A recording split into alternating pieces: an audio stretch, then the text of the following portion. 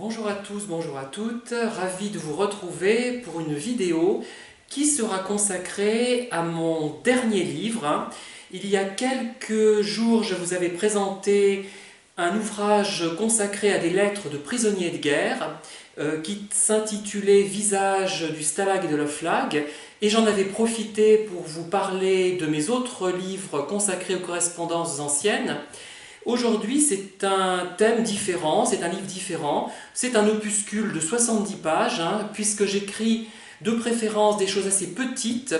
Ça me permet de mieux circonscrire le sujet et d'avoir plus de facilité pour le corriger.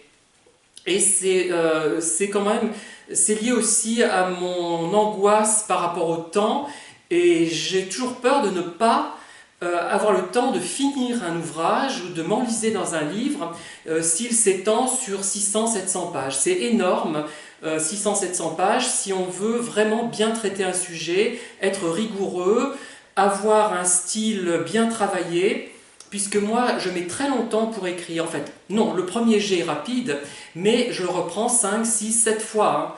Le résultat n'est pas forcément toujours à la hauteur de mes ambitions. Mais c'est très travaillé, même si le résultat après n'apparaît pas comme extraordinaire, je fais ce que je peux, voilà. Et il y a vraiment un travail de relecture et j'essaie d'écrire dans un style épuré. Je suis un peu obsédé par la beauté du style, je m'efforce d'écrire le mieux possible, ce qui peut donner un ton un petit peu soutenu, un peu trop soutenu pour beaucoup de gens, pour beaucoup de lecteurs, et qui peut les perturber et les mettre en difficulté de lecture apparemment. Mais je suis quelqu'un qui aborde les sujets de manière à la fois originale, spontanée, fantaisiste, mais très sérieuse. Je suis finalement un petit peu novateur sur les thématiques, sur la façon de les aborder, mais pas sur le style.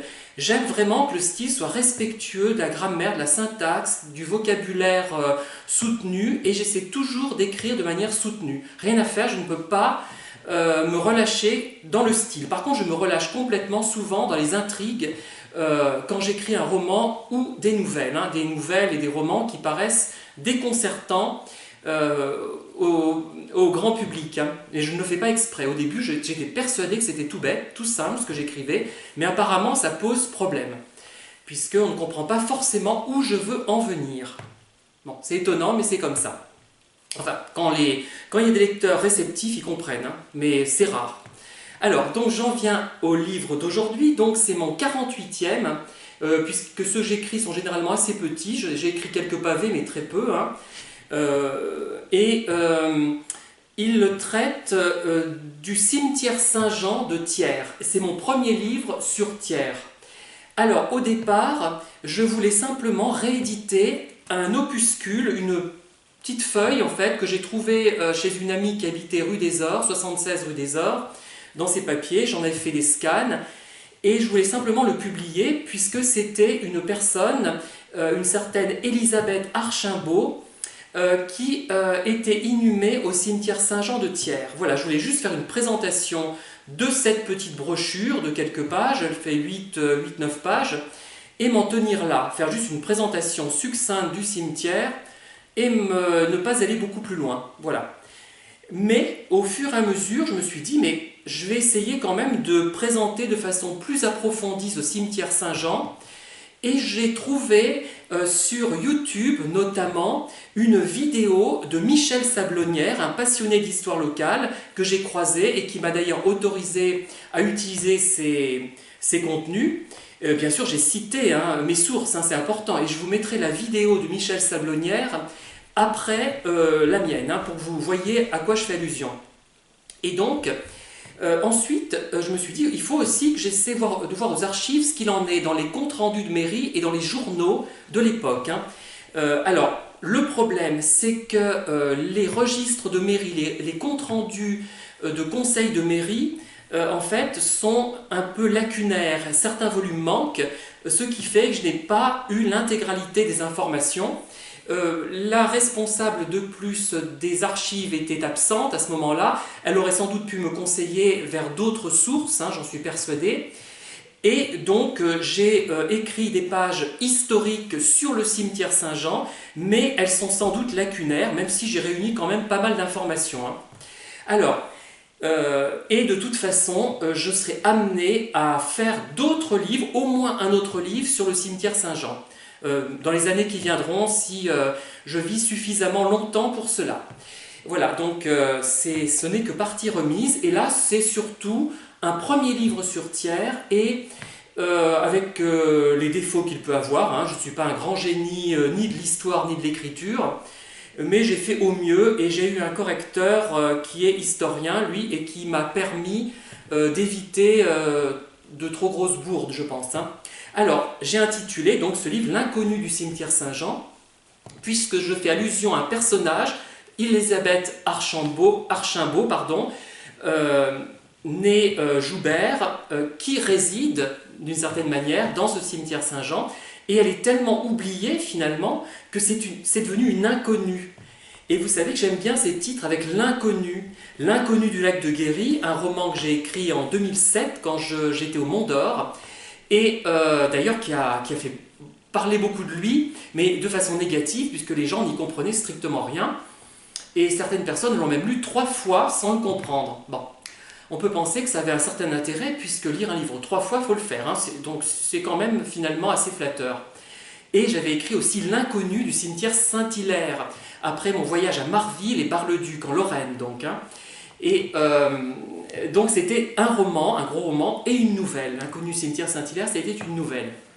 Je voulais écrire aussi Le cimetière aux araignées, un cimetière fabuleux qui se trouve à Caen, là où un film a été tourné d'ailleurs dans ce cimetière, c'est La Chambre verte de François Truffaut, avec notamment Nathalie Baye.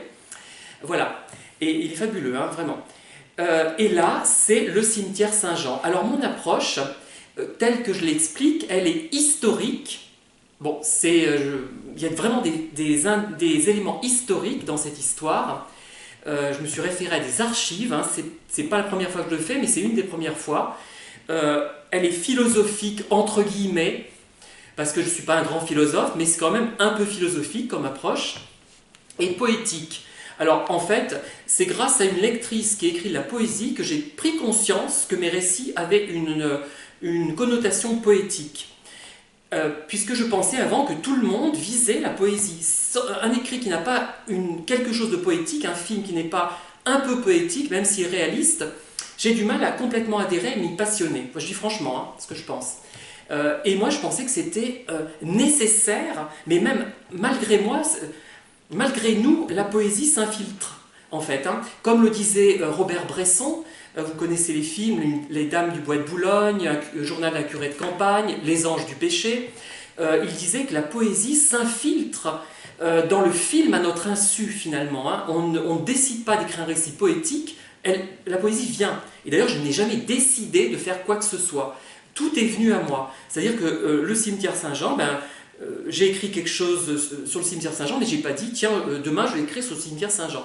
C'est le cheminement mental qui produit, en fait, ce livre de 70 pages, hein. Et donc, il y a une approche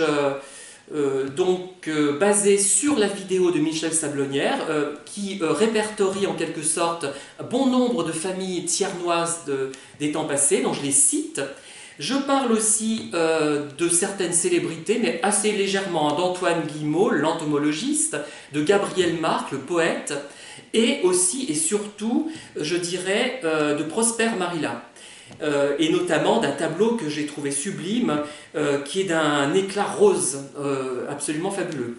Donc, dans ce livre, donc, il est à la fois réaliste, onirique, poétique, et je vais vous lire, tiens, ce que j'ai écrit au dos de cet ouvrage, hein, de ce petit volume. Cet ouvrage de vulgarisation historique concerne principalement la ville de Thiers et l'un de ses lieux emblématiques, le cimetière Saint-Jean. Je vous propose une promenade historique, philosophique, entre guillemets, hein, ce n'est pas de la grande philosophie, poétique, entre guillemets aussi, ce n'est pas de la grande poésie, dans le cimetière Saint-Jean, ainsi que la biographie d'Élisabeth Julie Archambault, née Joubert, l'une des résidentes des lieux. D'ailleurs, je reproduis le petit texte de Maurice Archambault, que je cite comme auteur, hein, et qui est tombé dans le domaine public plus de 70 ans après, donc je peux l'utiliser, mais pas dans un but lucratif, rassurez-vous, hein, parce qu'on ne gagne pas d'argent avec les livres qu'on écrit, surtout quand on écrit vraiment ce qu'on a envie d'écrire, ce qu'on a besoin d'écrire, hein, ça ne plaît pas forcément au public, la façon dont on aborde les sujets. Alors je continue, même si dans ce livre les éléments factuels sont majoritaires, les spéculations philosophiques, esthétiques, humoristiques, poétiques, imaginatives et oniriques que j'y ai semées confèrent à l'ensemble un climat particulier qui, je l'espère, sera compris et apprécié de mes lecteurs. Voilà, voilà ce petit volume. Alors j'ai mis en couverture là, je ne voulais pas que ça soit trop religieux, hein. Je ne suis pas très religieux comme vous le savez, du moins la religion officielle, hein, ce qui ne veut pas dire que je ne me pose pas des questions sur la vie après la vie, hein, mais sur un plan scientifique. C'est la science qui, à mon avis, apportera une réponse. J'ignore comment, elle n'est toujours pas trouvée, mais un jour on comprendra.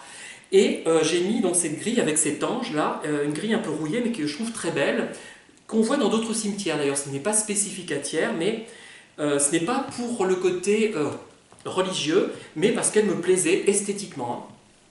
Je voulais mettre aussi un vitrail, parce qu'il y a quelques très beaux vitraux hein, dans ce cimetière, même si le thème est religieux, bon, c'est pas ma tasse de thé comme on dit, thé à la bergamote d'ailleurs, hein, j'aime beaucoup ce thé à la bergamote, même si je bois aussi du café d'ailleurs, hein, bon bref, c'est un autre problème, et c'est pour l'aspect esthétique et poétique hein, et voilà, et donc mon relecteur a particulièrement apprécié certaines pages où je décris le cimetière à ma façon, bon, de façon à la fois spontanée, naïve et un petit peu poétique, je pense. Hein, et voilà. Donc, c'est le premier livre que j'écris sur le cimetière Saint-Jean. Les données historiques sont vraiment réalistes, empruntées aux archives municipales de Thiers et notamment au registre des comptes rendus de mairie, des réunions de mairie. Voilà, donc ce cimetière créé en 1795, béni en 1805, vous saurez les grandes lignes de son histoire en lisant ce livre, que je vais d'ailleurs déposer aux archives, j'en déposerai un exemplaire hein, aux archives, je vais le donner hein, tout simplement, je ne suis pas du tout axé sur l'aspect financier des choses, ça ne m'intéresse absolument pas. Surtout pour mes livres. Hein. Si, ça m'intéresse quand c'est mon salaire, quand c'est... Mais un livre, comment dire, ça n'a pas de prix dans le sens où le monnayer, pour moi, enfin, on est obligé parce qu'il y a le support papier hein, qui coûte un certain prix et quand on fait des dédicaces, la somme à donner au libraire, mais sinon pour moi, je préfère vendre un livre dans une journée plutôt que 10 ou 15, et ne pas trouver la personne réceptive à ce type de livre. C'est ça qu'on cherche, on s'en fout du nombre, hein, c'est pas ça qui est important. J'étais content je sais pas, de vendre 3 livres en tout et pour tout au Japon par exemple. Je trouve ça formidable, enfin des livres, des e-books. Hein. Je m'en fous, ça m'a rapporté 30 centimes par volume, mais je m'en fous. C'est vraiment le fait de transmettre quelque chose, de créer quelque chose, d'être sur Terre et de se dire mais on crée, on fait quelque chose, on n'est pas là pour simplement prendre du plaisir bêtement, j'ai envie de dire. Enfin, d'ailleurs, écrire est un plaisir et aussi comment dire, une contrainte parfois pénible, hein, puisqu'il faut relire et relire, et surtout on sait qu'on n'atteindra pas la perfection du style. Et moi c'est mon objectif, la perfection du style, c'est terrible. Hein. Et je sais que j'ai un style moyen, hein, il faut dire ce qui est, et j'ai beau le travailler, bon, j'atteindrai jamais un très haut niveau. Mais, et puis je crains également les coquilles. On a beau relire, faire relire, les coquilles, elles sont toujours là. Et j'espère que ça ne freinera pas la lecture, ça ne la gênera pas. Voilà.